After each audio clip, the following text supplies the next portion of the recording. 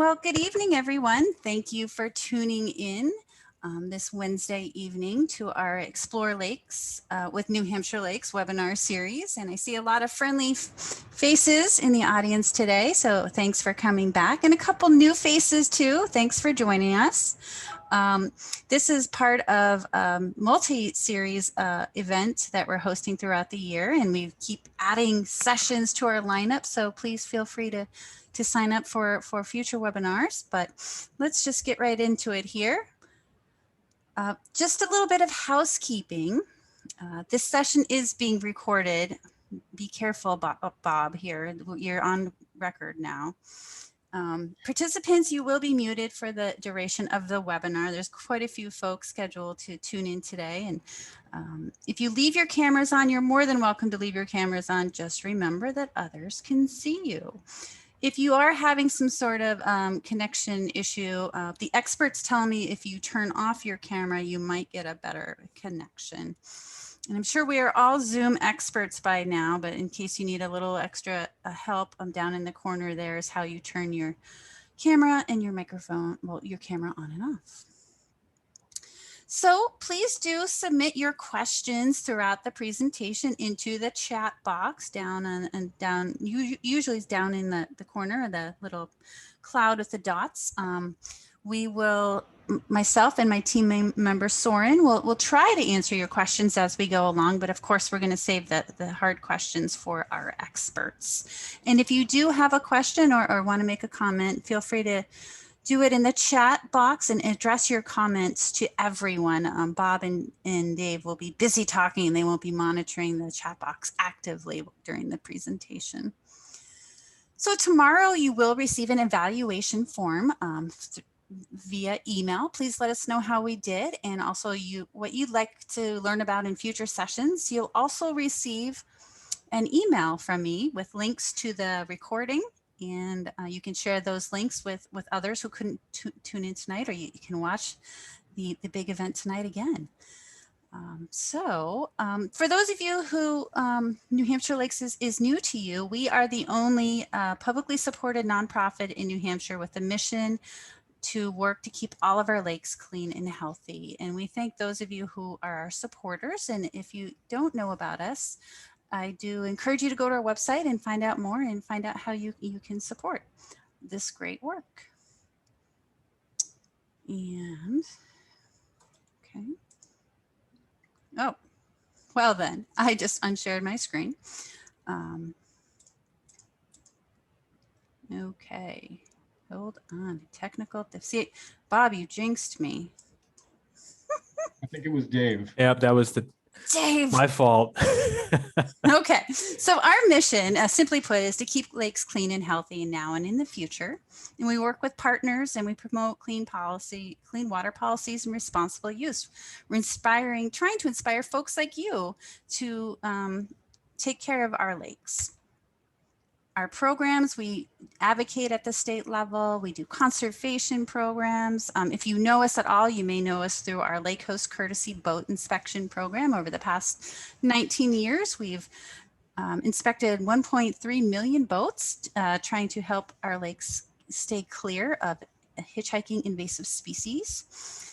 We run a statewide lake-friendly living program, which I know many of you on the call today have participated in. And we do outreach. And in a normal year, we host conferences and go out to public events and meet with families and do some fun activities, all while trying to inspire folks to learn about and love lakes and hopefully care for them too. We're very grateful to Grapponi Automotive Group. They've been a longtime supporter of our work, and they are our presenting sponsor of this series. So they're just wonderful to work with. If you need a new vehicle, I encourage you to go there and check them out.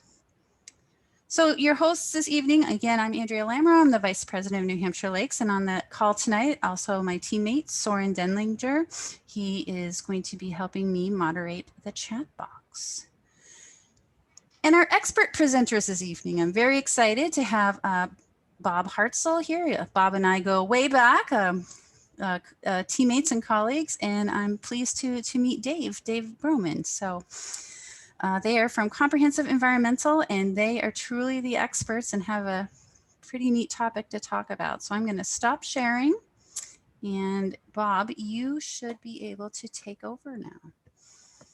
All right. Thank you, Andrea. So at this point, I just want to confirm, Andrea, it looks like that I do have control, and yes, okay. So the topic here is lake modeling tonight. And just to preface what we're going to get into, there are a lot of subtopics within lake modeling. So, you know, in a lot of different ways this can be presented. So this is not to teach you all the nooks and crannies of any one specific lake model. That'd be a much longer than an hour and a half presentation, and probably not what most of you are here for anyway. It's more to give an overview of what models can do, why you might want to have a model created for your lake, and some of the questions that it might help you answer. So we're going to give you kind of an overview of the limnology concepts that go into modeling, and then some examples and kind of an overview of lake modeling itself. So I'll be handling the first part of that. But okay, just to get things started, this is a quote from Otto von Bismarck, who, you might have heard this quote before, it's thrown around a lot, which is to retain respect. Sorry, Andrea? I'm not sure, can folks see Bob's screen? Yeah, Bob, you have to share your screen. Yeah. It looks to me like, okay, hang on a second. I'm not sure why that happened. Let's try that again. All right, hopefully you can all see Otto von Bismarck there.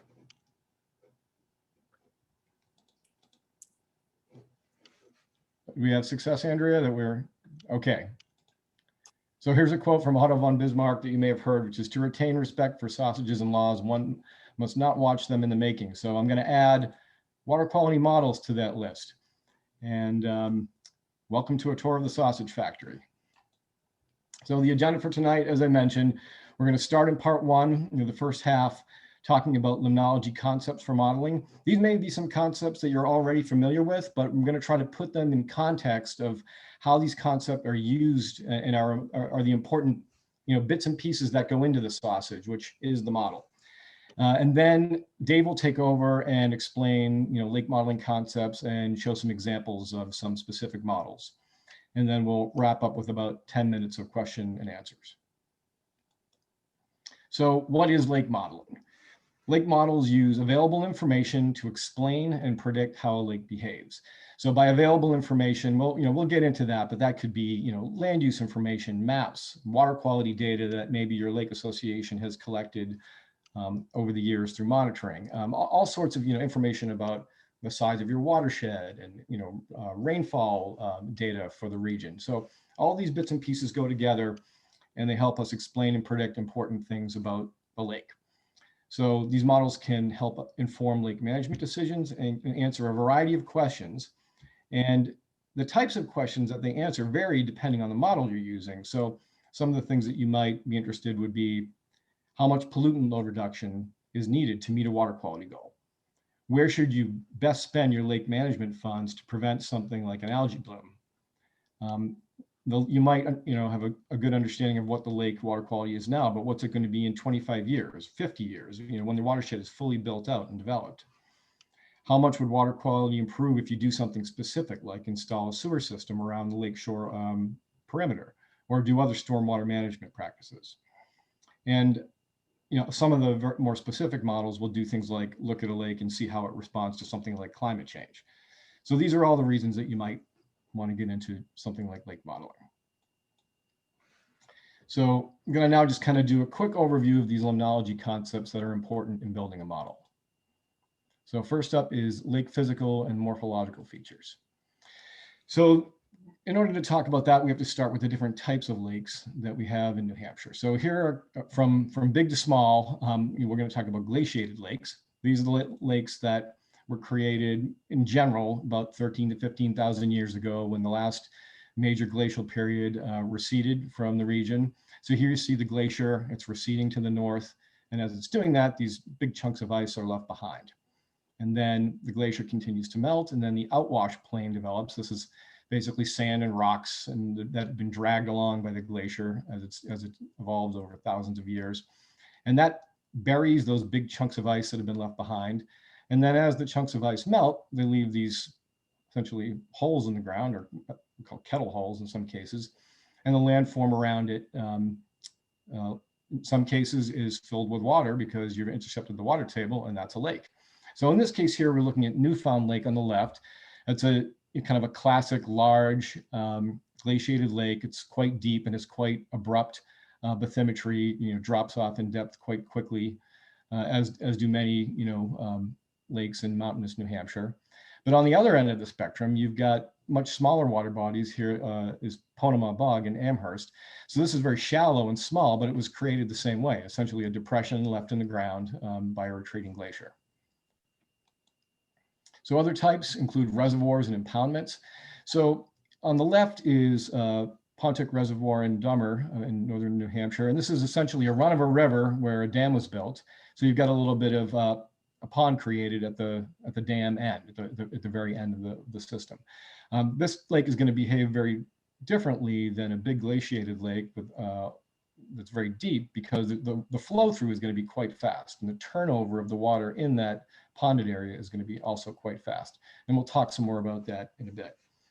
So just a few other examples. Here's Everett Lake in Ware. It looks a little more like a classic lake in terms of its shape. It's not quite so skinny and riverine looking, but built the same way. Got a big dam here at the southern end.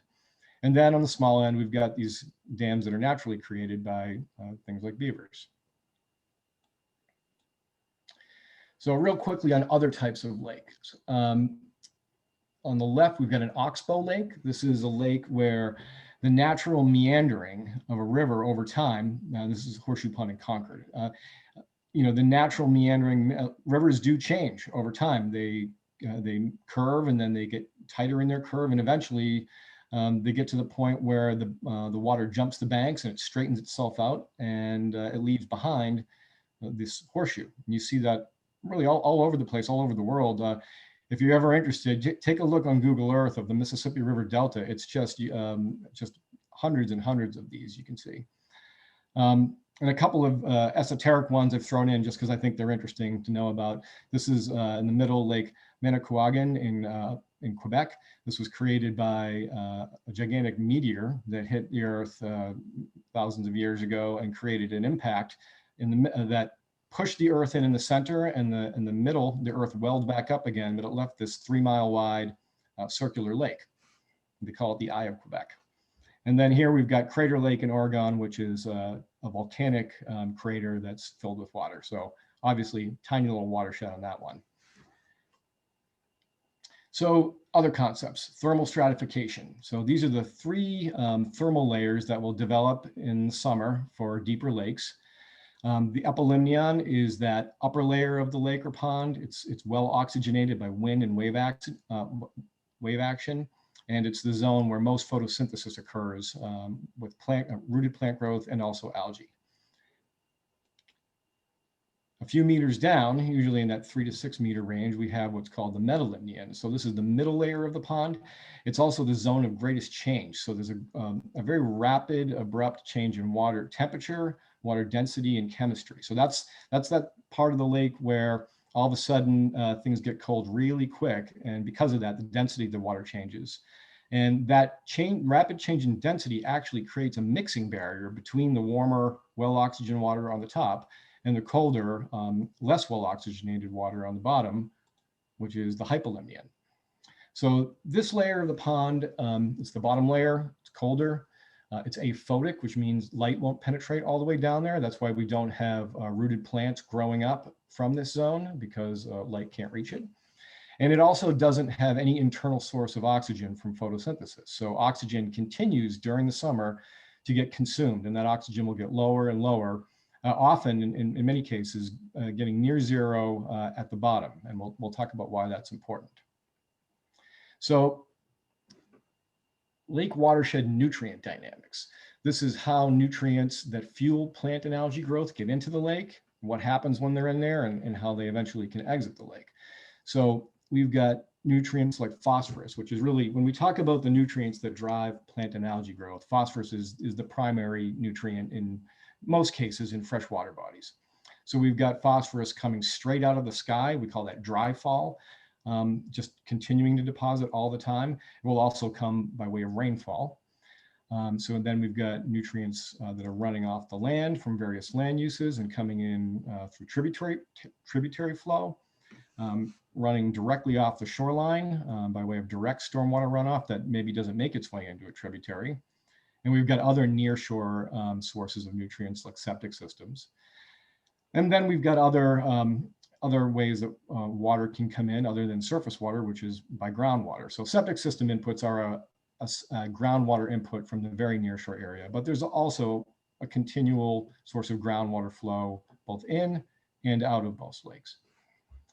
So these nutrients come into the lake, and then we've talked about this seasonal separation, this thermal stratification that happens in the epilimnion, the metalimnion, and the hypolimnion. So there's an important thing that happens here during the summer. We talk about that separation of those top and bottom waters. So as the bottom waters become lower and lower in oxygen because photosynthesis is occurring, decomposition is occurring down here with organic matter at the sediment level. So that's consuming oxygen. And when that oxygen level in this hypolimnion gets very close to zero, it actually sets a series of a chain reaction of chemical processes into play that takes phosphorus that's bound up in these sediments and allows it to be re-released in soluble form back into the water column, so it's available for algae growth. So the duration of that low oxygen period, the severity of it, that's something that's very important to calculate in a model, so you can understand how much of your nutrient load is coming from the watershed itself and how much of it is coming from this internal load, as we call it, the seasonal recycling of nutrients right out of the sediment and back into the water. So that understanding, that's really important, because when you're trying to figure out how to tackle something like an algae bloom problem, you want to know, should we be spending our effort up here in the watershed? How much of it should we be focusing on this internal load? So since we're talking about algae, it's also important to understand that that there's a seasonal succession. There's sort of a rhythm to how algae present themselves in most lakes. And this is a very, very conceptual model that we're talking about here. It's not exactly the same for all lakes, but this covers, what you generally see in most lakes. So the ice will come off usually in late March, early April, depending on where you're located. As soon as the ice is off, the diatoms, which are these larger celled algae, they're kind of interesting. They're the only type of algae that's has a cell wall that's made out of silica, so they're quite slippery. If you have a rock that's covered them, you'll actually, you'll feel it. You'll feel that slipperiness underfoot. Then as the season progresses into May and June, you have the green algae that'll dominate. But then by the late season, once you're into July and August and even into September, the blue-green algae, also known as cyanobacteria, can get the upper hand. These blue-greens are also are known as potentially toxin-producing algae. Some of them have the ability to produce toxins that can affect your gut, give you like stomach symptoms, or can actually have neurological impacts as well.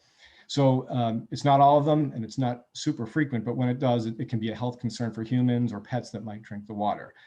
And it just so happens that those are peaking in July and August, which is exactly the same time when we have the peak of that internal recycling of nutrients from the sediments. So often the blue-greens are able to really crank and you can create these massive blooms because of that internal recycling in the late season. So these lake types that we've talked about, how do they differ? So some of the things that affect water chemistry are the depth, the lake to watershed ratio, how much land is actually flowing into that lake, residence time of the water, which we'll talk about, and the lifespan of the lake. So when it comes to depth, those glaciated lakes that we talked about, and the many glaciated lakes in New Hampshire, they tend to be deep relative to their area. So these tend to be the deeper lakes. This longitudinal section here that I've got an image of, this is actually Cobbett's Pond in Wyndham. And this is an example of a lake that has 2 or even maybe 3 deep holes with a shallower zone in between. And this is sort of a cartoony version of those depth zones between the South and the North Basin. So talk a little bit about why that's important when we have multiple basins like that in a minute. Reservoirs, again, this is a real generalization, but reservoirs tend to be more shallow for their size, and also tend to have a much larger watershed to lake ratio. So more land uses and potential nutrient sources draining into that water body. So another reason why depth is important is mixing. So in New Hampshire, our lakes are typically what we call demictic or polymictic. A demictic lake mixes fully only twice per year. So it'll mix right after the ice comes off in the early spring, and again in the fall as the temperatures begin to cool, say into, early mid-October in many cases. So these tend to be the deeper lakes and ponds that are thermally stratified. They separate out with those 3 layers we talked about during the summer, and they mix fully twice per year. The polymictic lakes tend to be the more shallow ones that can have many mixes per year.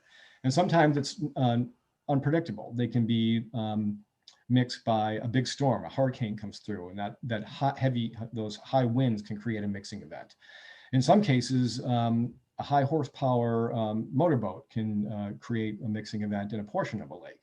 So the ability of the lake to re-stratify, will vary depending on its depth and its size. But in general, these polymictic lakes will mix at least 3 times a year or more. So deeper lakes tend to have a larger volume of water, and that influences some important factors for water quality, such as residence time and the settling of sediments. So an important concept is residence time. This is the amount of time it takes for the full volume of lake water to be replaced. And it's the inverse of another commonly used term, which is flushing rate. So I'll just kind of run through that in a couple of simple examples. So here in the middle, this is our lake. It has a volume of 100. That could be any unit you want. It could be 100 gallons. It could be 100 cups of coffee. It's just kind of a conceptual number. So over the course of the year, this particular lake has an inflow of 50. So let's just say it's 50 gallons. But the volume of the lake is 100 gallons. So if you're getting 50 gallons a year and the volume is 100, it's going to take 2 years for that volume of water in the lake to be completely replaced. So that means the residence time is 2 years. So in this case, we've got an inflow of 100, a lake volume, that's per year, and a volume of 100. So in the course of 1 year, that volume of 100 will be completely replaced. So it has a residence time of 1 year. And in this case, we're doubling our inflow again, a volume of 200. The volume of the lake itself is 100. So it's only going to take a half a year to completely replace the water volume of that lake. So residence time of half a year. So a few examples in New Hampshire of residence time. This is Mirror Lake up in Tuftonboro at the top, maximum depth of 43 feet and a residence time of almost a year and a half. Squam Lake has almost double the depth, 89-foot maximum depth, and a residence time of 2.5 years, which is pretty long. But when you compare that to the deepest lake in Africa, which is Lake Tanganyika, you've got a maximum depth pushing 5,000 feet and a residence time of 5,500 years. So on a world scale, even these big lakes in New Hampshire aren't quite up to snuff with some of the largest in the world, but they're still pretty big. So residence time also affects how much sedimentation can occur. So the longer your residence time is, the higher the settling rate is. That means that more sediment will have a chance to actually settle and build up at the bottom of the lake and not exit at whatever the outlet for that lake may be. So that's an important concept. We'll go back to that same figure we were looking at a few minutes ago. So here we've got sediment that is building up on the bottom. That's this gray zone here. Some of that sediment, it's only the top zone of that sediment that has nutrient in it that can get resuspended into the water column in soluble form and fuel algae growth. Some of that sediment is going to actually get buried. It's going to be so deep that it actually can never go through that chain reaction of chemical processes. And so that all the phosphorus that's attached to that sediment is sort of buried forever. It's sort of lost and it's not going to ever come back up into the water column. So a few important things that we need to understand when we're building a model of your lake.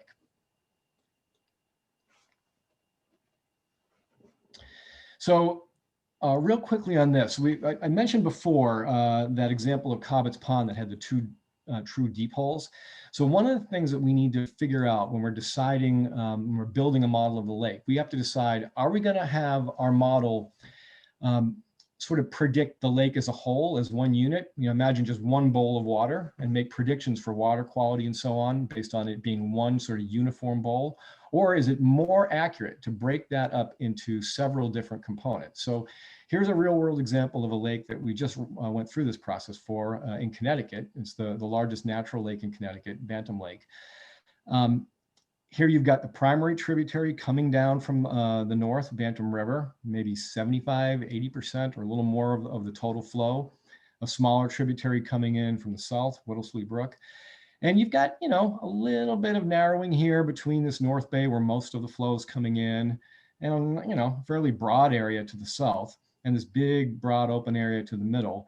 And the state of Connecticut Department of Environmental Protection, they asked the question like, well, should we be modeling this as separate segments? Is the North Bay so different from the Southern Bay that we really should be looking at this as separate units?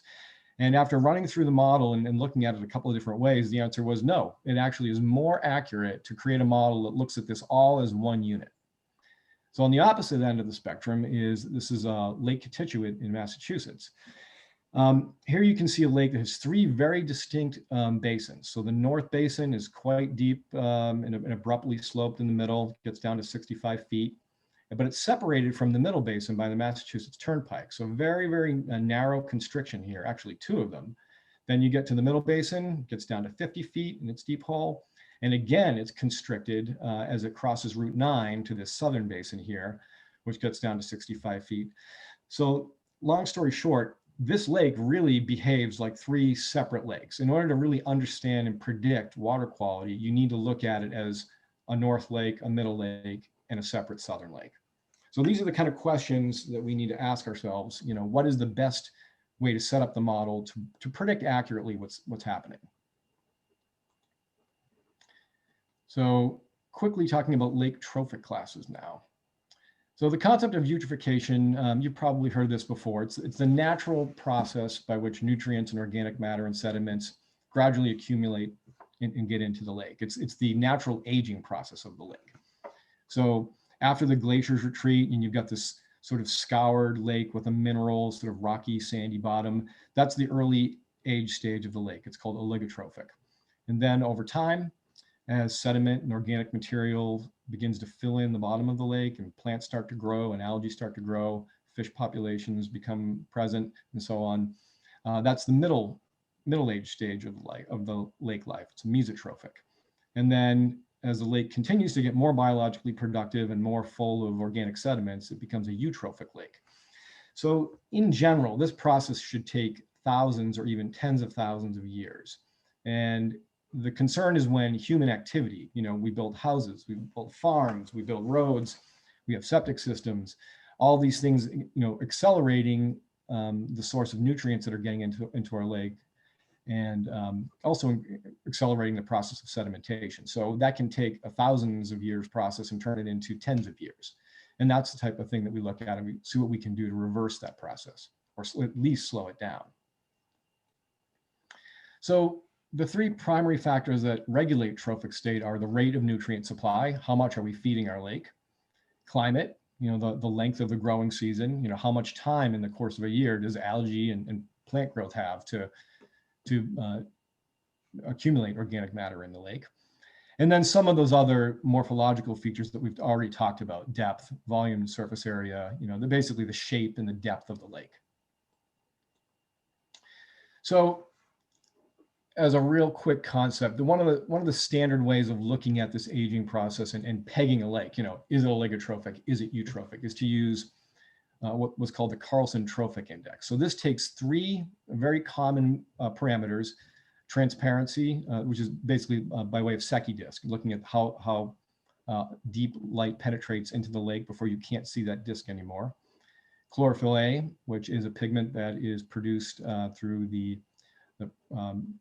by all plants, microscopic algae and rooted plants, through photosynthesis; and then phosphorus, which is that primary nutrient that we talked about.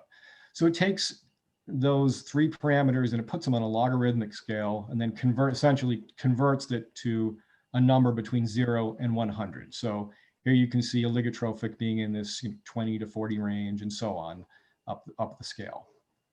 Each 10-point increase in this trophic scale equals a doubling of phosphorus or 2.8-fold increase in algal biomass.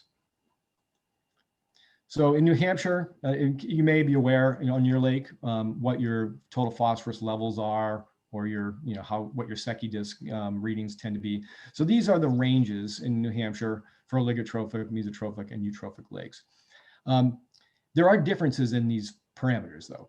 Total phosphorus is what we call a causal variable. As it increases, this is what causes the other variables to change. So as you increase in phosphorus, you're going to see and it will cause an increase in chlorophyll A because there's more algae. It's going to cause a decrease in your Secchi disc transparency because there's more algae in the water or more sediment that's diffracting light. So where do nutrients come from in the watershed? That's an important thing that we look at when we're doing modeling. One of the simplest ways to get to that question is by looking at land uses. So these color-coded maps that you see, they're often sort of the backbone of some models. They break the watershed or sub-watersheds into bits based on these different colors. So you've got different colors for medium intensity land, development, like a medium intensity residential or high intensity residential development, forest, and other land uses like wetlands. So why is this important? So different land uses have different predicted rates of nutrient runoff. So we'll just look at one of these. So let's look at forest. The forest in this watershed makes up 62% of the total area. But if you look at the estimated pollutant load or phosphorus load that comes off that forest, that 62% of area only accounts for 35% of the total nutrient load. And then urban land use or different residential property development or agriculture, the orange and yellow, make up 28 and 27% respectively, even though together up here they only make up 20% of the total land use. So more nutrient being generated by agricultural and residential land uses per acre. So I'm going to be looking to wrap my stuff up here in the next 5 or 10 minutes here. So one important concept that I want to explain is this concept of nutrient attenuation. So here we've got the Bantam Lake watershed, and these black lines represent sub-watersheds, sub-drainage areas within the larger watershed. So I want to explain what happens to nutrients as they work their way into the lake and how that is different when you're up here in the headwaters as opposed to right around the lake where most lake residents live. So let's just kind of step through that process. Now, so I'm giving a very, very high level conceptual example here. It's different in the real world, but this is just to help explain how it works. So in this case, we're going to just assume that each one of these sub-watersheds outlined in black has a nutrient load of 10 kilograms of phosphorus per year. Doesn't matter that they're different in size. We're just saying that each one of them has a total load of 10 kilograms per year coming off the land. So what we're going to do is follow the course from, and this is just one flow path from watershed W14, which flows into W12 and then to W11 and on its way down, eventually discharging to Bantam Lake. But each one of these is a separate watershed. So as lake modelers, we have to look at each one of these sub-watersheds and decide how much attenuation is going on. So attenuation is essentially how much of that nutrient is being grabbed and being used somewhere else, perhaps as it goes through a wetland system, and that the nutrients are then being used for the growth of the plants in that wetland. So a way to think about it is, before I had kids, if I went and got myself an order of French fries, I would eat all of those French fries. So the entire delivered load of French fries to my body was exactly that order of French fries. But after I had kids, if they were in the car with me and I ordered French fries, they would probably eat about half of them, maybe more. So there was an attenuation there. Say 50% of those French fries were going someplace else instead of being delivered to my body. So that's what attenuation is. So we start up here. with 10 kilograms of phosphorus being generated in W14. So at the end of the system, though, we make an assumption as modelers. We have to look at that watershed and figure out how much attenuation is going on. So for each watershed here, we've just made an assumption that the attenuation factor is 0.9, which means that 10% of those French fries are being eaten by the kids. That's what we're talking about here.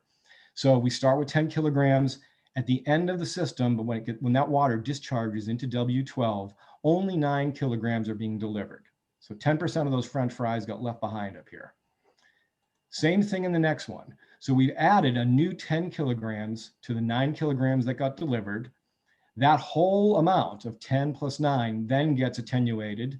So we're giving that 10% factor again here. So we're multiplying by 0.9 for that removal. So now that load of 17.1 gets delivered to the next watershed, which has another 10 kilograms, and so on down the line. So these 5 sub-watersheds, 1, 2, 3, 4, 5, collectively, they all start with a gross load of 50 kilograms of phosphorus. But after you've done that attenuation, each step of the way, you're only delivering 36.9 kilograms to the lake. So let's look at how that differs, how the fate of that phosphorus differs when you're comparing W14 up here in the headwaters to W3, which is right before the lake. So we've got, total load of 50, delivered load of 36.9. So, whoops, actually, there we go. So we start with W14 delivering 9 kilograms to the next watershed down.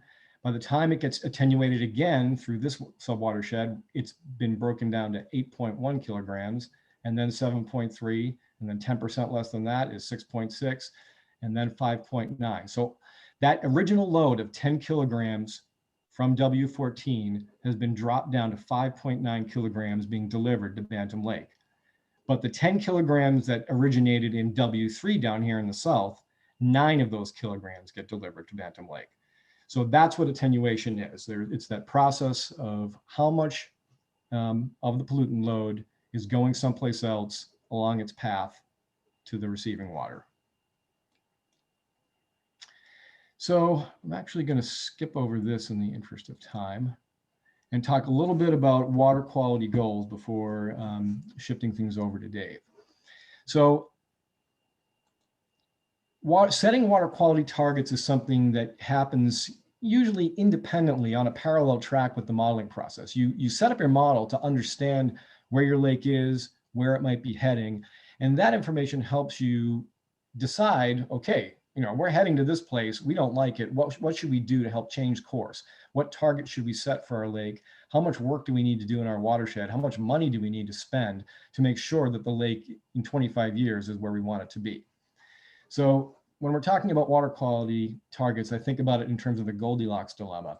So in one case, you can set goals that may be too extreme.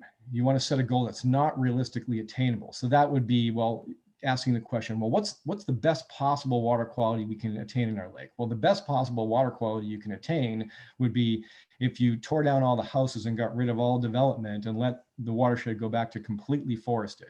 And that's just not realistic. That's not going to happen. We all like living on lakes. So we need to set a more realistic goal that's actually attainable. So number 2 would be reacting too much to that and setting a goal that's not protective enough. So this is a goal that may be realistically achievable, but may not prevent water quality impairments, or it may prevent water quality impairments now, but it wouldn't put you in the place you'd want to be in 25 years if the watershed continues to develop. So you have to consider both current conditions and look at future conditions, the build out of the watershed. So the third scenario is setting the goal that's just right. It's a goal that's realistically attainable and will also achieve water quality standards or other goals that you set independently as a lake association. So the trick is that it's not possible to do this in all watersheds. In some watersheds that are really hyper-developed, and you may not be able to set a goal that's realistically attainable and that can achieve water quality standards. That's just the reality.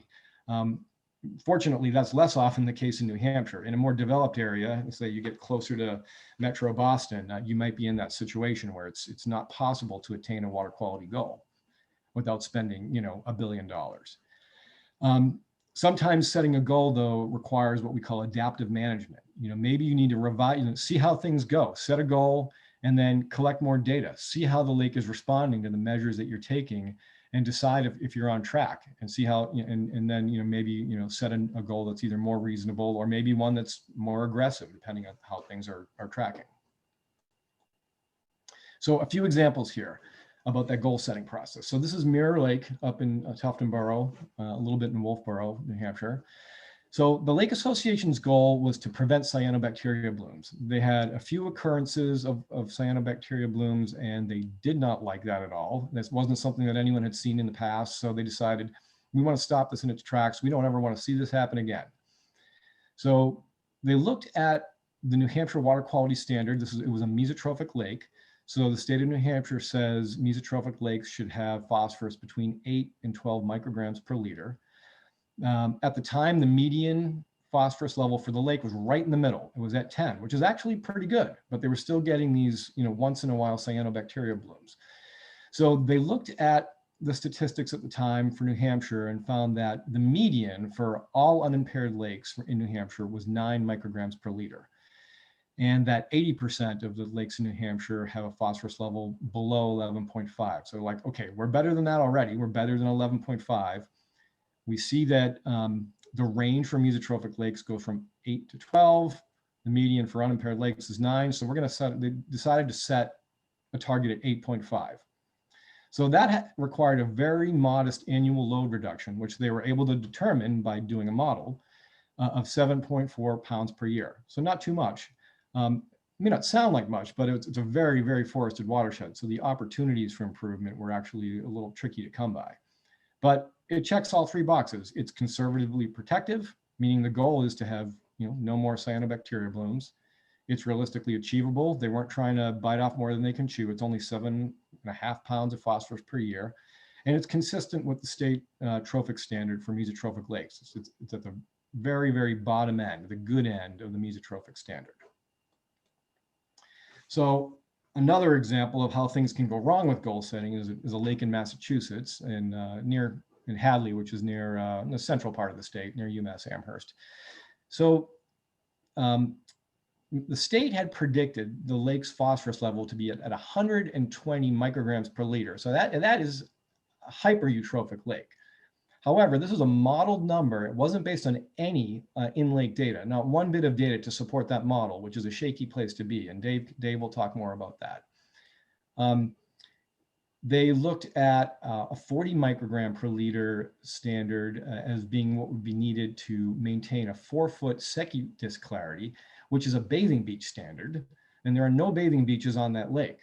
So they really were kind of circling around things that weren't relevant to this lake when they set these goals. So they ended up setting a target at 30 micrograms per liter, which would have required almost 1,800 kilograms of reduction per year per hectare, a 44% reduction of nutrient load for all non-forested parts of the watershed, which is just not realistic. So it wasn't conservatively protective. It wasn't going to prevent any of the water quality issues that they're having to get down to that number. It wasn't realistically achievable, and it wasn't consistent with state water quality standards because it wasn't grounded in anything that was real for that lake. It was set on a bathing beach standard, not relevant to this lake. So the third example is back to Bantam Lake. They've got a current in-lake phosphorus concentration of just shy of 25 micrograms per liter. Connecticut has a little more forgiving trophic range for mesotrophic lakes than New Hampshire does, which is from 10 to 30. If you recall, we talked about New Hampshire having a mesotrophic range of 8 to 12, so it's actually quite a bit more stringent. The state defined the natural trophic status of this lake as being upper mesotrophic, so between 23 and 30. So the goal setting for this lake was to set a target at the lower or the good end of that mesotrophic range. So set it at 23 micrograms per liter, which would have required an 8.6% reduction in the total phosphorus load to the lake. So here's a case where there's a lot of unanswered questions. Is it conservatively protected? Will it prevent the cyanobacteria blooms, which were the reason for this goal setting process? Hard to say. You know, you can certainly see cyanobacteria blooms with nutrient levels this high. Is it realistically achievable? Also hard to say. You know, is there funding to get a reduction? Is there funding available to get 127 kilograms per year reduced? Remains to be seen. Is it consistent with the state's water quality standards for mesotrophic lakes in Connecticut? Yes, it is. It's setting a number at the bottom end, the good end of that mesotrophic range. This is a case where adaptive management is needed. So the goal is set, and I think this, you know, they're just going to have to see how things go. And if they're not able to meet that target, or if they're spending money and it seems to be tracking things as predicted by the model, then great, they don't need to change their goals. So with that, I will pass the reins over to Dave to run down water quality modeling concepts. So Dave, I'm going to stop sharing and let you take the reins here. All right. Thanks, Bob.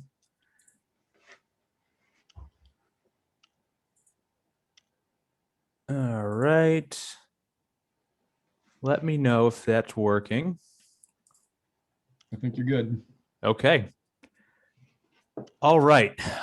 Yeah, so now we'll be talking about water quality modeling concepts. What I'll do here is I'll talk, this will be kind of a whirlwind tour of modeling. So I'll first talk about a couple of different models, and then I'll kind of step through some of the main steps that you might use for a model, and then I'll give an actual example of a model that we recently built. So the first question is, what is a scientific model? And really, the whole point of a model is that we're trying to, explain something that's happening in real life. And as George Box famously said, all models are wrong, but some of them, might be useful.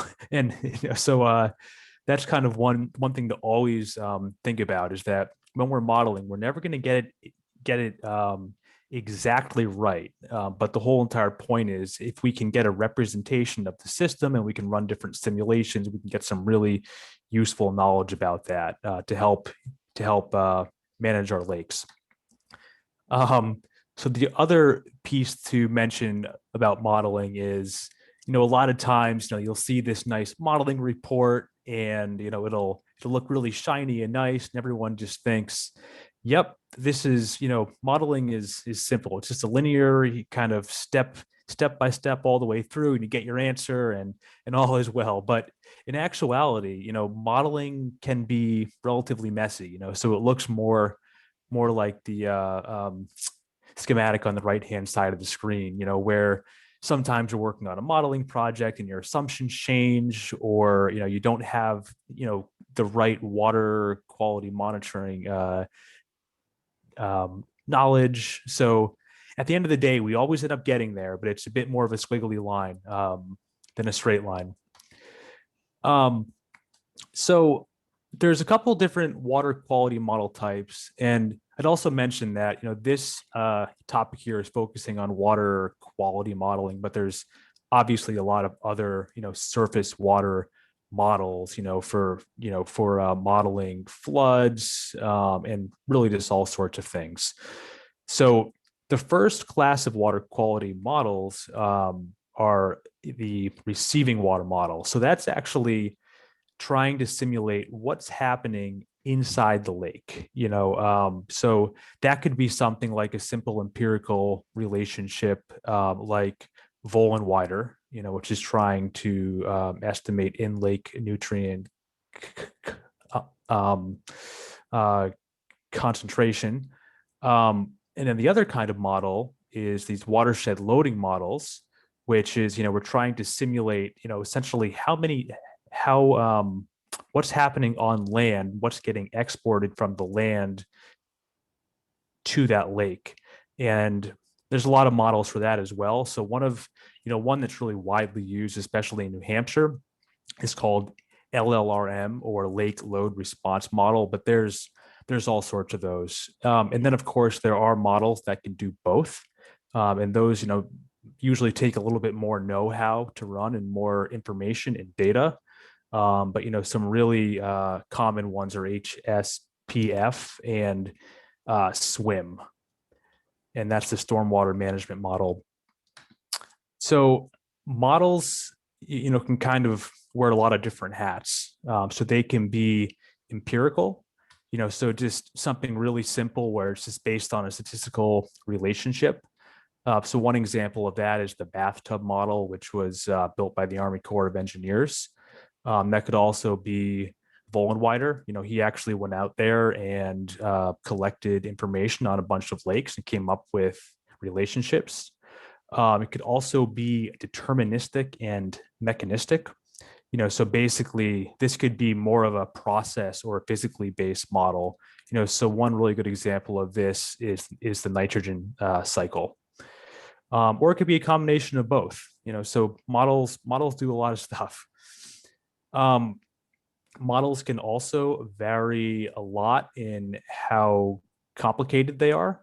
So they can be relatively simple where you're just trying to get one answer, and usually for these lake loading models, they are just a simple steady state model where we're just trying to get kind of what's the annual average phosphorus load that goes to the lake. So if we look at this figure on the right hand side of the screen here, this is just showing a simulation result of a river channel during a flood. So it's just showing you what the peak water surface elevation was.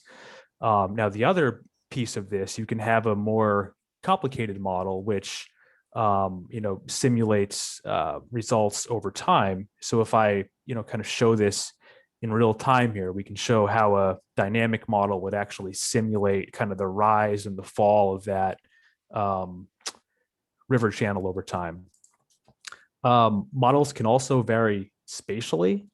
So, if you're modeling a surface water, for example, it can just be one dimensional, for example, just, a simple channel section. It's, so if you want to figure out, what's the peak water surface elevation in that channel, sometimes it's helpful to have a 2D representation. One really good example of this is if you're trying to model, how far a flood might extend outside of the banks of a river. And then there's also 3D models, and these are, really take the most effort to get right, and that might be where you're trying to model, something like scour analysis, if you have a discharge, or if you have, let's say a bridge with a pier and you worry that the pier is going to scour out over time. That's when this kind of model will be useful. And then of course, it's always worthwhile to note that the more complicated the model is, usually it requires a lot more data. So it takes a lot more effort to run and to set up. All right. So with that being said, when we're working on a project that requires modeling, we always start the project by trying to figure out what's the best model for this. So these are a couple of different factors that we'll look at. The first question is, what are we trying to simulate? Sometimes if you're just simulating phosphorus, there might be a lot of different models for that. But if you want to get, into the weeds of looking at a bunch of different things, then you might need a different model. Do you want to look at the results in 1D versus 2D? Do you want to look at just a single steady state answer, or do you want to look at answers over time? And then, of course, when you're working on a model, sometimes folks like to update these models over time and run them. So sometimes it's helpful to use a model that staff, know how to use. And then one other piece too is the available data. So usually when you're running a complicated model, it needs more data.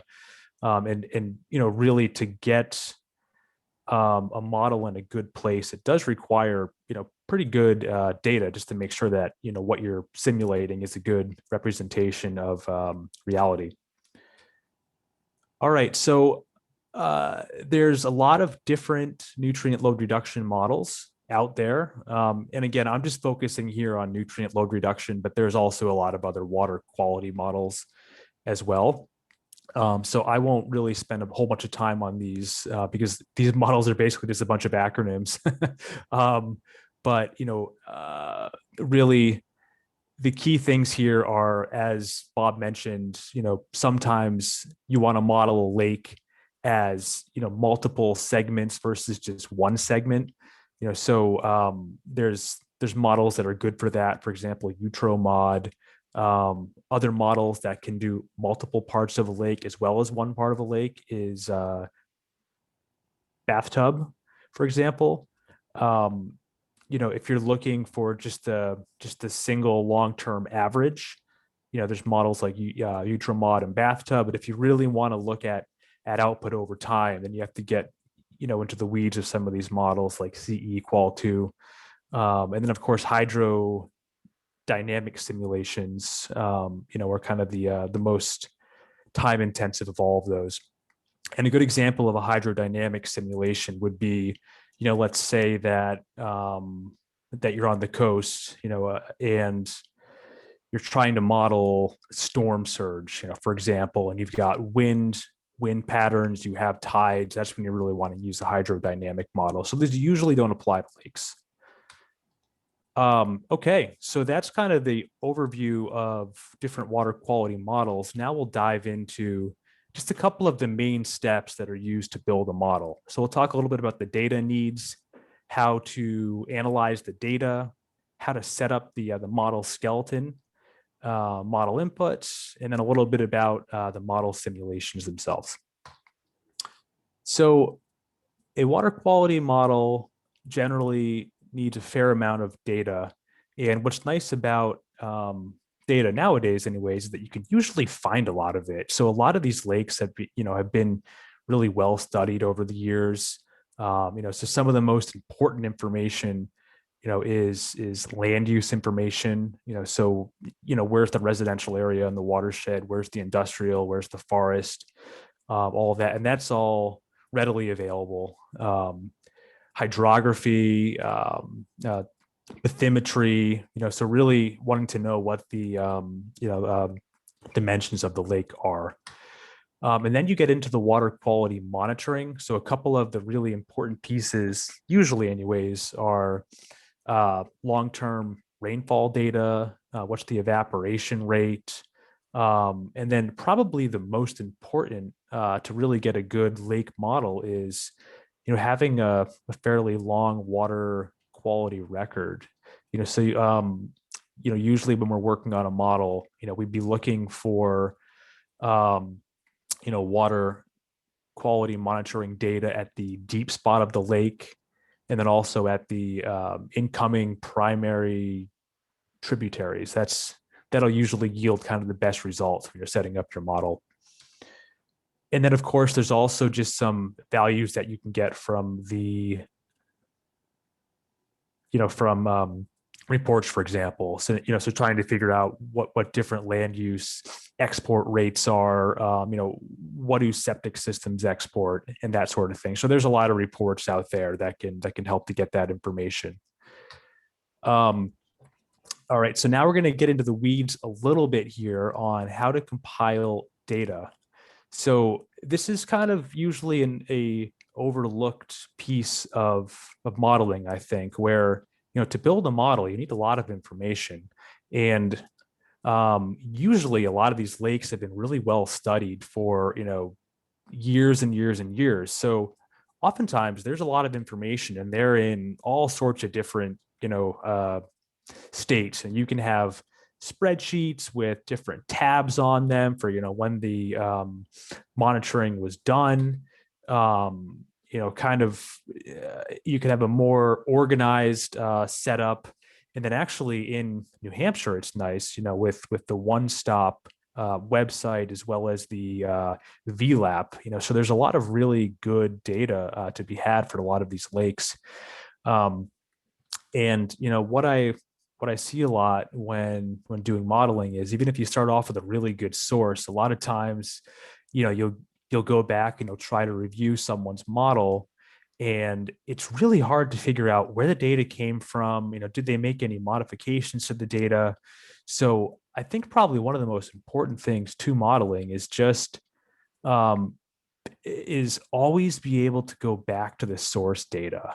So keep everything organized, keep it in a uniform format, and just document everything, because I'll tell you, sometimes you just wish that, oh, I wish that person that documented this. So you can definitely do this in typical spreadsheet based analysis, but I just want to share one method that I found to be really helpful using some other software. So this is called Tableau Prep Builder.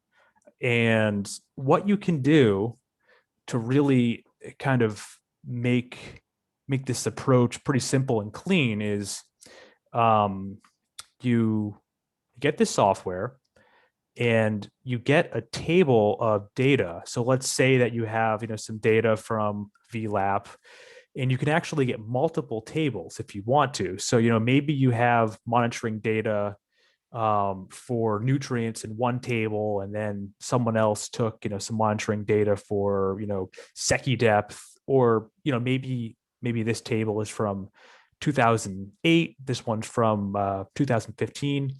So there's a way to actually get multiple files. You can join them together in this software. You can perform some operations on them to make them more analysis friendly. And I think probably the most useful part of this is there's actually a way in here where you can clean up your data. So you can go into this, and it's a really simple user interface.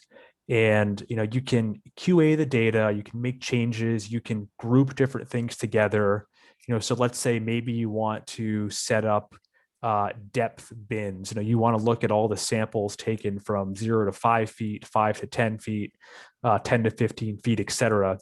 And this will document every single change that you made, so that you can just go and just hit output, and you end up with this nice single file ready for analysis. And probably the coolest thing about this is if you ever get more data, you can actually just add that back in at the start, and then your analysis is just automatically updated.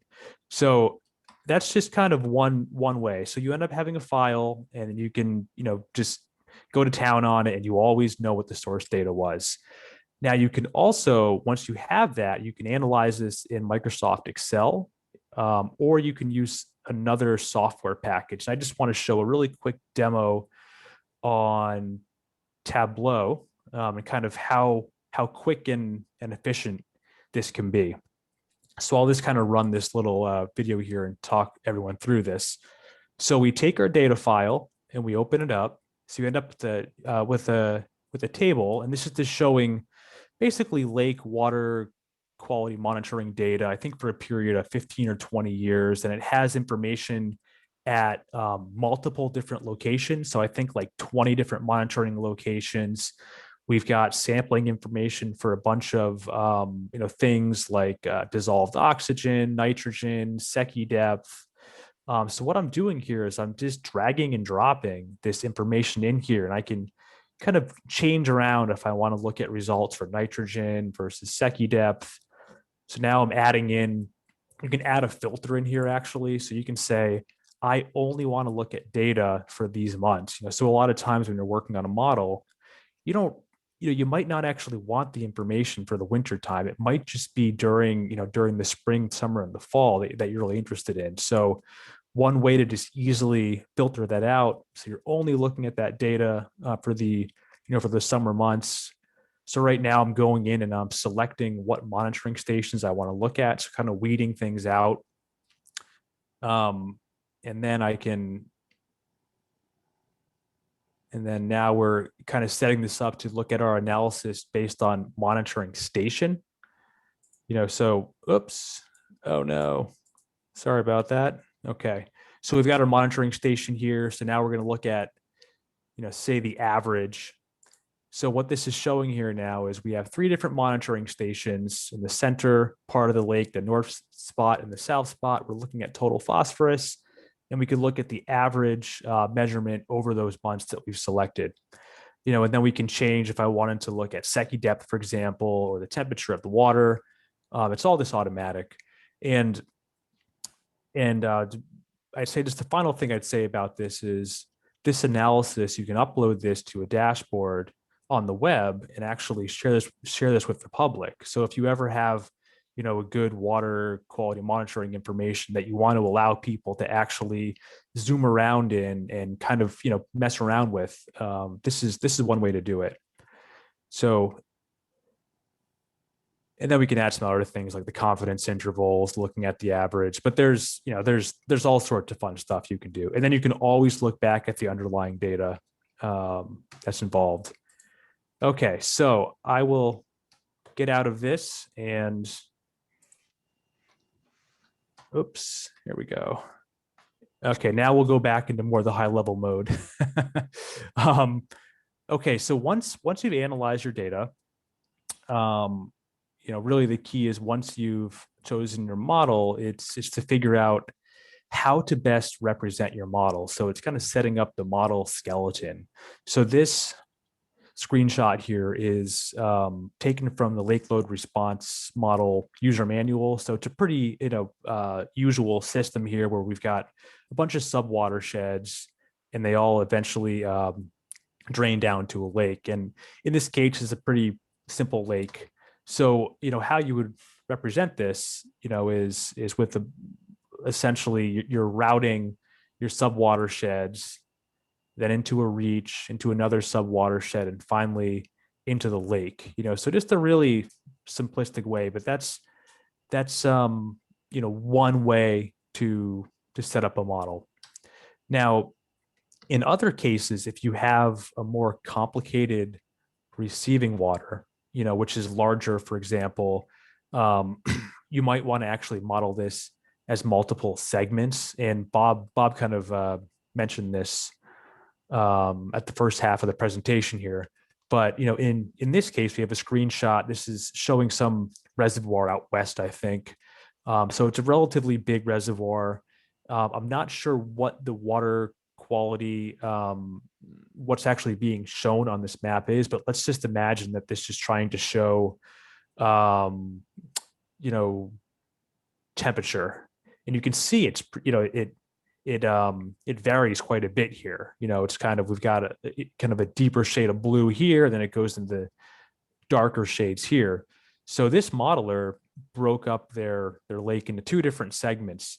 And one way that you can, make a decision on this is, looking at your water quality monitoring data at your different locations and checking for the statistical significance. So you want to see, is the long-term average, the same or different, and then that can kind of help inform you if you should have a segmented model.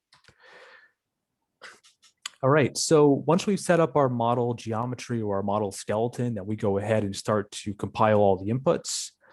So in this case, what we'll talk about here is going from a land use based model using lake load response model into an in-lake model such as bathtub.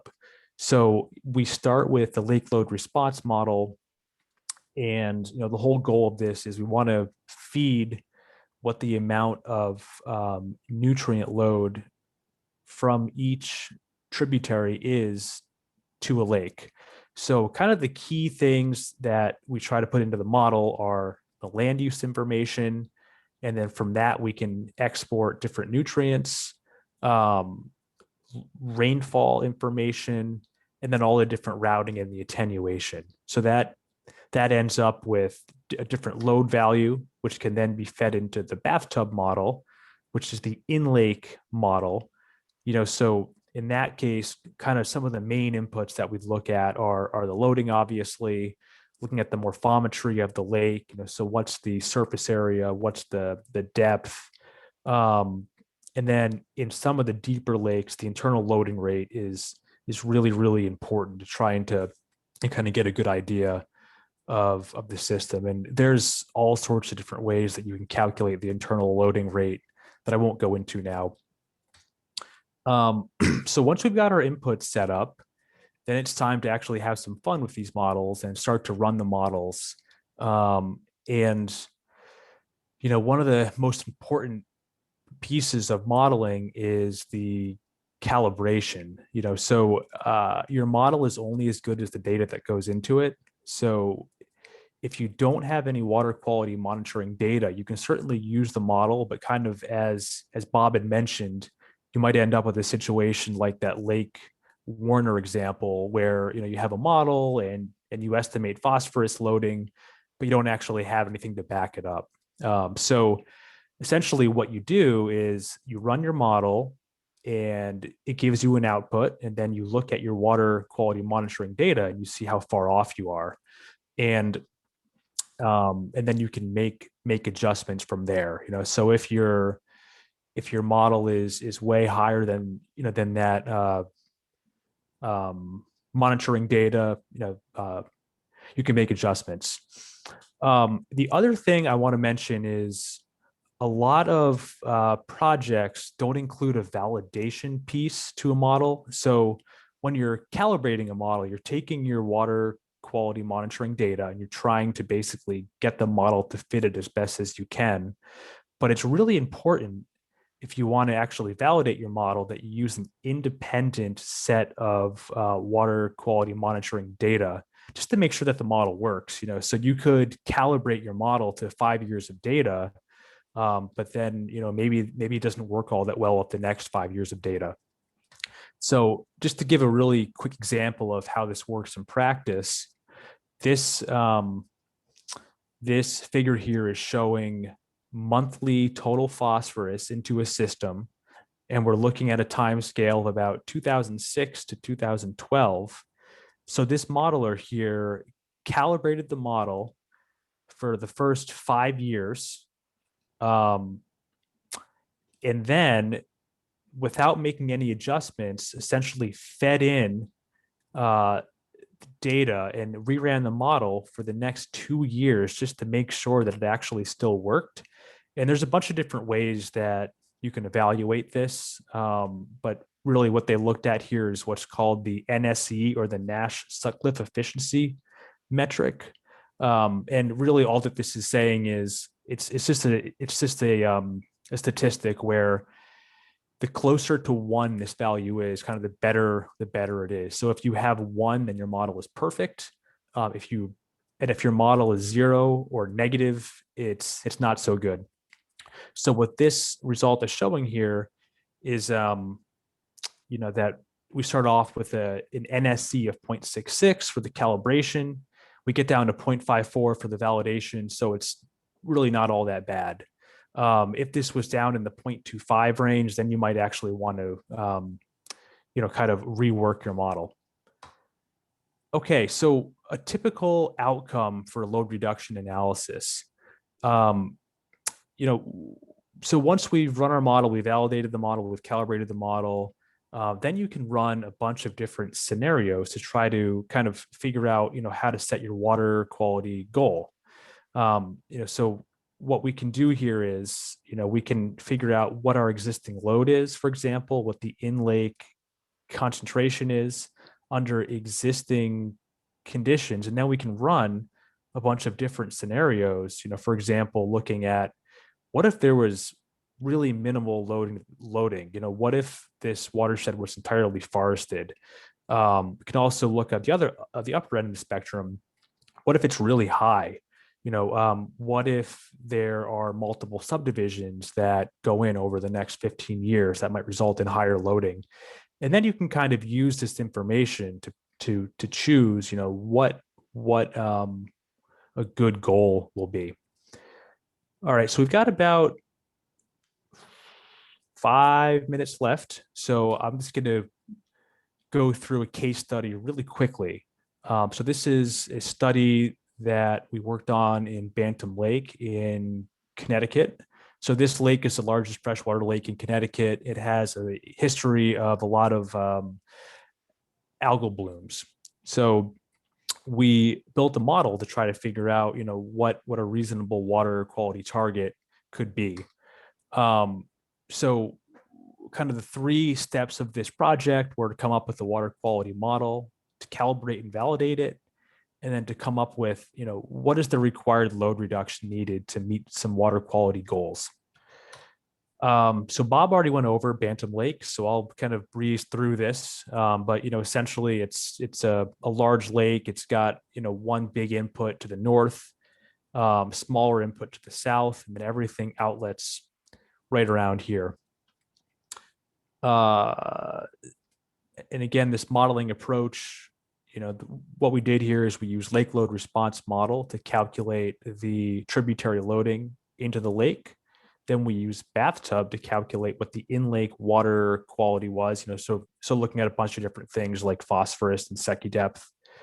We calibrated the model, and then we came up with our load reduction targets. And some of the results that you get from the model, so from the lake load response model, we can get the estimated load by land use. And as Bob had mentioned before, one of the findings here is, although the lake is, mostly forested at, over half is forested, just about a third of the load is actually from forest. So a lot of the load is coming from agriculture and residential lands. And then we can also look at these loading results based on tributary.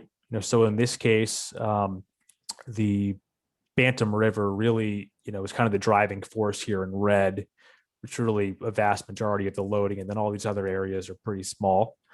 The model will also output, what the load is by source. So we can look at tributary loading, atmospheric deposition.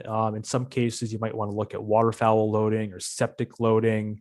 And of course, the internal loading is also a really important one. So the model results, that's just a lot of text, so I'm going to skip over that one. But really, at the end of the day, one of the main outputs of these models is to come up with what your water quality goal can be and what's reasonable. So in this case, there was a load of about 1,500 kilograms per year, resulted in an in-lake concentration of phosphorus right around 24.7. So the lake is, on the verge of being eutrophic. So you go through a goal setting to try to figure out, what's a reasonable outcome. And we ended up with, getting that in-lake concentration down from 24.7 to 23. That meets the in-state water quality standards and results in about 127 kg per year reduction of phosphorus. Now, what we can use with this information then is, we can build a watershed-based plan and try to figure out what measures can we reasonably implement to meet this goal. And that's a whole other webinar.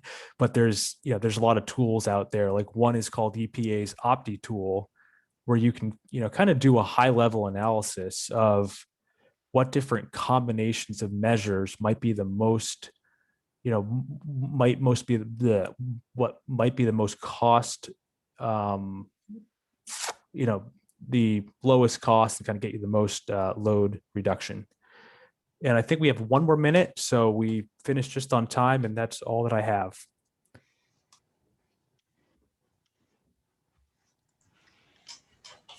Wow. I just felt like I went back 30 years to grad school. Confession, I had Dr. Kenneth Reckow was my graduate school advisor, and I did a lot of modeling in grad school, and I did a modeling of Lake Sunapee with Ultramod. So it was, this was all bringing it back. So wow, thank you for that, guys. If you have any questions. Sorry to interrupt, Andrea. Go ahead. The very first lake management plan I ever did as a consultant, I had a staff scientist who did the land use load modeling for me, and her name was Andrea. So you might know her. Hello. Yeah, so I would say if you have questions, please type them into the chat box. And while you're thinking of your questions, I have a question that I bet some folks on this call are wondering. So if you're from a local lake association and say you've seen cyanobacteria blooms happening in your lake, for the first time ever, how might a local lake association go about even getting some sort of modeling project, done in their community for, how's that for a simplified question? But, if you're a local lake association and you want to have, you're interested in having some modeling done, what steps do you go through to make that a reality? So there's more than one way. I mean, if you're asking, how do you go about getting this paid for? If you were to hire a consulting firm to do it for you, New Hampshire DES does a really good job of working with lake associations through the Section 319 grant program. So Dave had mentioned in one of his last slides that process of developing a watershed-based plan. So that is, the watershed-based plan, that's a term that describes kind of a full-blown watershed plan that meets the 9 elements that the US EPA decides, make up a watershed plan. But this kind of modeling can be included as part of that. So, you have to sort of talk to the folks at the Section 319 program at DES, submit a pre-application, get their feedback on it. But that's generally one path. I mean, obviously, if your lake association has a ton of money in their account and you want to just hire a consultant to do this work, that's obviously something you can do. And there's a pretty wide range of budgets depending on, on the high end, it could include having someone go out there and do a whole bunch of water chemistry, sampling, collecting data, building the model, and so on. If you've already got a lot of data and you just simply want to build a model, that's, and we could just take all, Dave went through that process using Tableau, showing how that data gets crunched. If you've got everything ready to go that the modeler needs to do that work, that's going to, there'll be some cost savings there too. So it's just like anything you'd hire somebody to do. It's how many bells and whistles, it's how you want to write the contract. And, the pieces of the watershed plan that tend to be required for a 319 grant, identifying all those measures, all those stormwater BMPs that you might want to build. How much do they cost? How much pollutant load reduction are you going to get for each one of them? That's a whole nother part of the project that you may or may not want to pay for. But, I think if I was a lake association person, I'd be starting with trying to see if I can get it funded through 319 grant. Mm-hmm, mm-hmm, mm-hmm. Thank you for that. And I know you're not shamelessly promoting your company, but Bob, I think, what groups have you worked with in New Hampshire in modeling or even management plans? Quite a few. I mean, we're working right at the moment with the folks up at Partridge Lake in Littleton, New Hampshire. Mm-hmm. Done quite a few. I mean, a few of them that we talked about today, Mirror Lake in Tuftonboro was one of them. It depends on how far back you want to go in my career. I mean, CEI, the company I work for now, has done, quite a few over the years. And when I worked for Geosyntec years ago, some of those examples actually made their way into the slides here, like Cobbett's Pond and Wyndham and so on. It's a fairly long list. Very good. Awesome. Awesome. Well, my team member Soren is on the call, and Soren and I have both been monitoring the chat box. And Soren, are any questions come up? Nothing in the chat, but I have one, and that was you had mentioned that the threshold for mesotrophic lakes in Connecticut had a much bigger and higher range than those lakes here, and I was wondering if that was a policy discrepancy or if that was because of climate or some other factor. I think, it's certainly a policy decision. Where you drop the knife on those categories, what you determine to be an impaired lake or not impaired, those are definitely policy decisions. But I feel like, behind all that is the question of what is the citizen or the public's perception of a good lake? And what is the perception of one that's impaired? And this was going back probably, to the mid 90s. There was an interesting study. It was kind of looking at the economic impacts of water quality degradation on lakes specifically. And part of the backdrop to that study was getting a handle on, just how do people define good? So if you're in a southern state, say you're in North Carolina, Georgia, and you value different features about a lake, your ability to go out and have a really, robust, fishing experience on a lake with big, bass to catch and so on. You don't really care if the lake is pea soup green. That kind of thing is more normalized down there. The kind of water quality conditions that people would accept and be perfectly happy with would not fly in New Hampshire at all. So there's a public perception piece to it. And some of that it is tied to climate. It is tied to the length of the growing season and so on.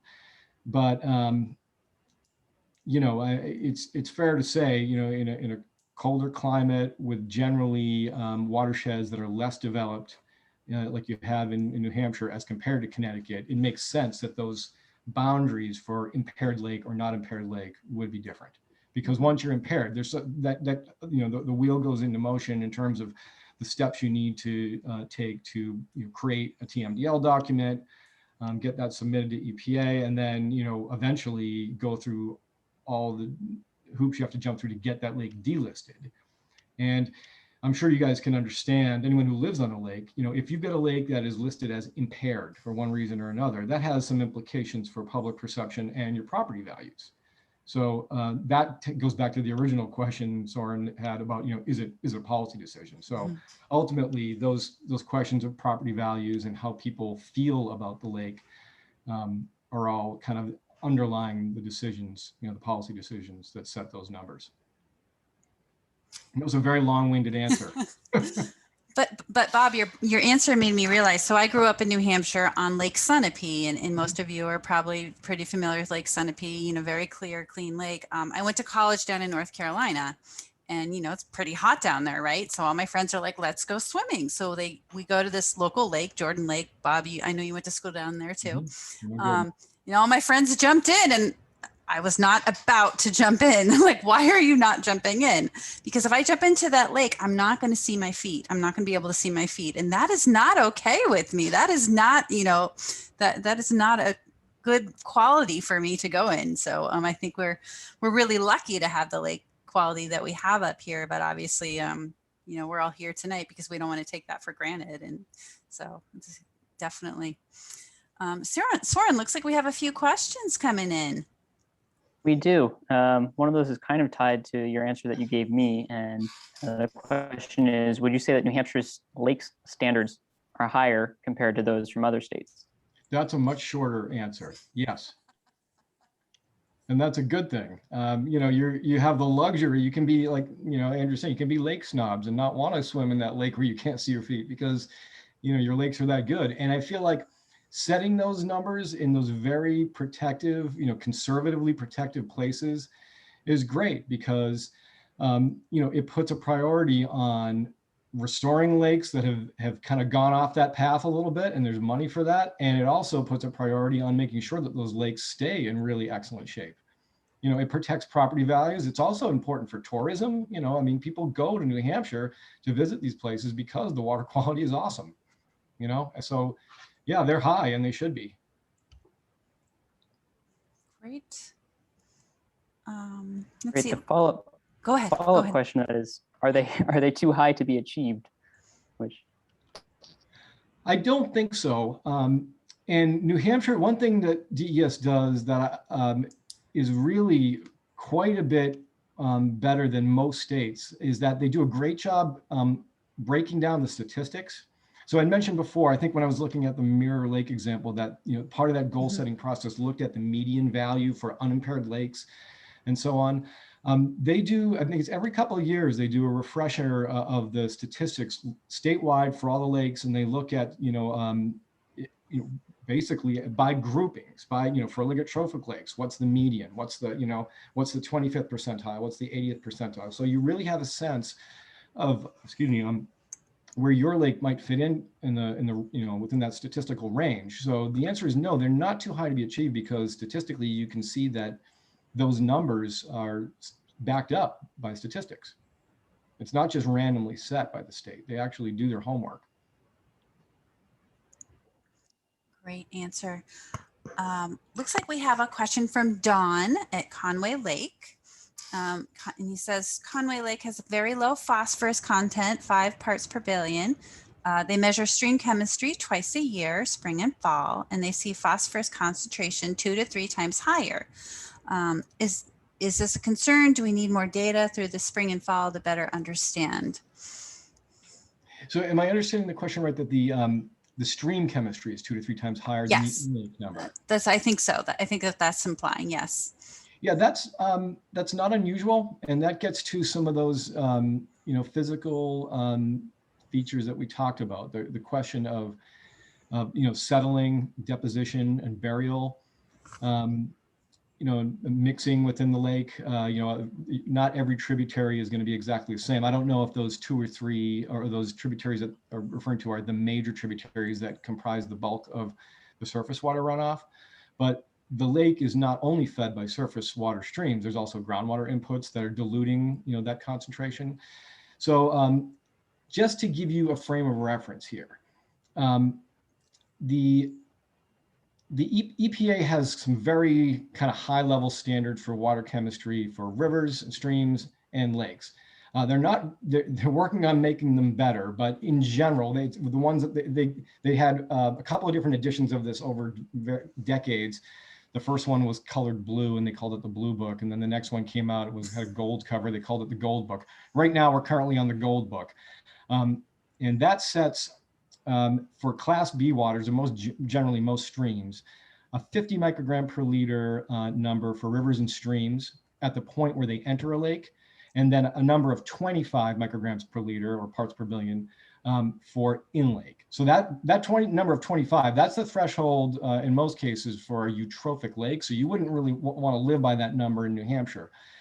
The most important thing here, is that the in-river number is twice as high as the in-lake number for the reasons I just explained, because of what happens once that river water enters the lake. It's not just going to mean that your lake is equal to that number. It doesn't mean you're trending that way. It just means that there's some attenuation happening even in the lake itself, or in dilution and so on, settling.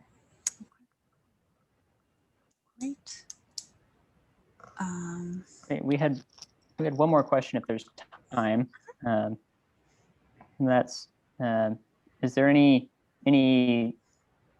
statewide movement to examine chemicals in sunscreen and their effect on lakes? Boy, I don't know the answer to that question. I haven't heard anything about that here in New Hampshire. All right, we'll have to look into that one. Well, it looks like, thank you everyone for your questions. And we are just a few minutes past our time. I really appreciate everyone tuning in. You'll get an email from me again tomorrow with evaluation and also links to the recordings. But before we go, thank you, Bob and Dave, for spending your evening with us. And wow, what a wealth of information. Any last words you'd like to share with the group? Just thank you. I appreciate the opportunity to talk to everyone tonight. And it was fun. Hope to do something like this again sometime. I hope you keep the webinar series going. Absolutely. Yep, same thing. Thanks for listening. It was fun to kind of nerd out about this stuff. So thank you. I have to admit, Soren and I were messaging each other and we're like, oh, this is so nerdy and awesome. We love it. So thank you. And thank you, Soren, for helping out tonight. No problem. Thank you, guys. All right. Well, I hope to see you all again soon. And in the meantime, be safe, be well, and happy spring. Good night. Thanks, everyone. Thank you. Bye.